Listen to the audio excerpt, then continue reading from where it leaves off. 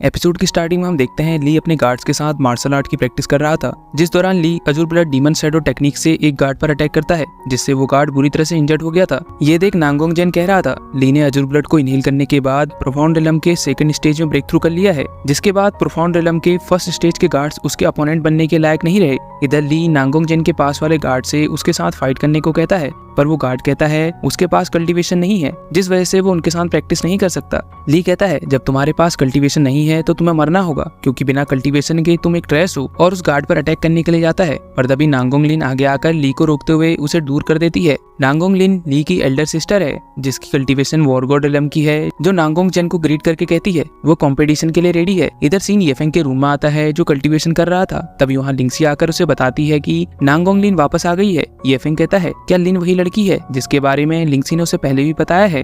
लिंगसी कहती है लिन येफेंग के साथ कम्पीट करने के लिए वापस आई है, जो कि अभी वॉर गॉड रिलम की फर्स्ट स्टेज में है। लिंगसी बताती है लिन एक जीनियस गर्ल है, जिसने फाइट में उसके एल्डर ब्रदर को भी मार दिया था, इसलिए वो इस बात से डर रही है कि कहीं येफेंग के साथ भी ऐसा कुछ ना हो जाए। येफेंग कहता है उसे चिंता करने की जरूरत नहीं है, वो लिन को हरा सकता है। ये लोग बात कर ही रहे थे कि तभी इन पर एक पर्सन अटैक कर देता है, जिसके साथ येफेंग फाइट करके उसे वहीं पर सील कर देता है। लिंगसी कहती है ये पर्सन साओ फैमिली के अकाउंटेंट सुन है, पर इन्हें ये क्या हुआ है।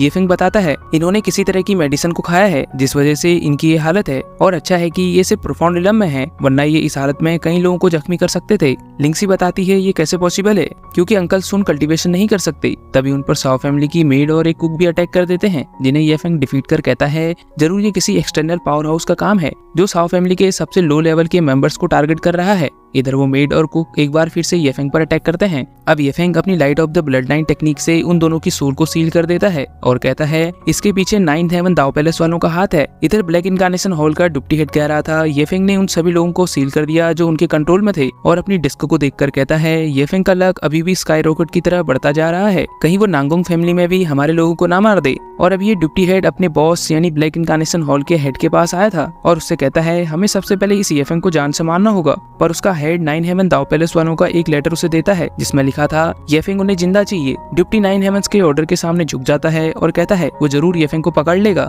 सीन येफेंग पर आता है, जो कल्टीवेशन करते हुए सोच रहा था जब से उसने 9-fold 3 एट्रीब्यूट मंत्रा के 3rd लेवल को अचीव किया है, तब से उसकी हीलिंग एबिलिटी काफी ज्यादा बढ़ गई है। सीन बैटल वाले डे पर आता है, जहां ली पहले से ही अरीना में खड़ा था, जहां नांगोंग जेन के साथ सियानयांग सिटी के जियांग फैमिली के हेड एल्डर जियांग भी थे और एल्डर साओ के आने का वेट कर रहे थे। ली कहता है रूल सबके लिए सेम है, इसलिए येफेंग फाइट के लिए नहीं आ रहा तो उसे विनर डिक्लेयर कर दिया जाना चाहिए। पर तभी येफेंग वहां आ जाता है, जिसके आने की स्पीड को किसी ने भी नहीं देखा था। साथ ही लिंगसी के साथ फिजिशियन यू भी वहां आ गए थे और एल्डर साओ भी अपनी सीट पर पहुंच जाते हैं। इधर कंपटीशन स्टार्ट होता है और ली अपने ऑरा को रिलीज करता है, साथ ही येफेंग पर अटैक करने जाता है, जिसे येफेंग अपनी स्वॉर्ड से रोक लेता है। ली इससे अरीना के एजेस पर आ गया था, अब ली फिर से येफेंग पर अटैक करता है। इसी तरह ली और येफेंग के बीच फाइट कंटिन्यू रहती है। इधर लोग बात कर रहे थे येफेंग बाइडेन के 9th लेवल पर था, पर उसने प्रोफाउंड रिलम में ब्रेक थ्रू नहीं किया, पर फिर भी वो ली को कैसे टक्कर दे पा रहा है। लिंगसी बताती है क्योंकि येफेंग बाइडेन की 9th नहीं बल्कि 11th स्टेज पर है। इससे वो बंदा काफी ज्यादा शॉक होता है और पूछता है क्या कोई ऐसी स्टेज एग्जिस्ट भी करती है,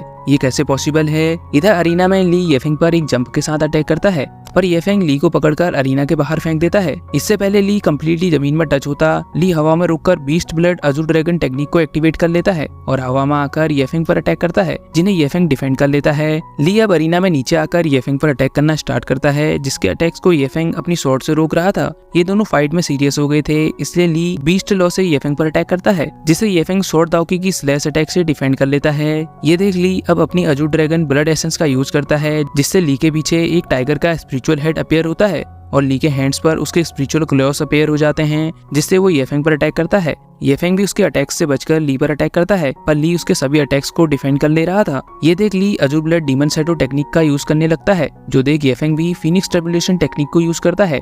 अब इन दोनों के क्लैश के साथ वहाँ चारों ओर स्पिरिचुअल ऑरा का ब्लास्ट होता है। इधर सभी लोग बात कर रहे थे इस फाइट को आखिर कौन जीता है। अरीना से फॉग हटती है, हम येफेंग को देखते हैं जो अरीना में खड़ा था, और ली ब्लड की उल्टी करते हुए नीचे गिर जाता है। नांगोंग जेन ये देखकर डॉक्टर को बुलाने के लिए कहता है। इधर अब एल्डर जियांग भी येफेंग को इस राउंड का विनर डिक्लेयर कर देते हैं।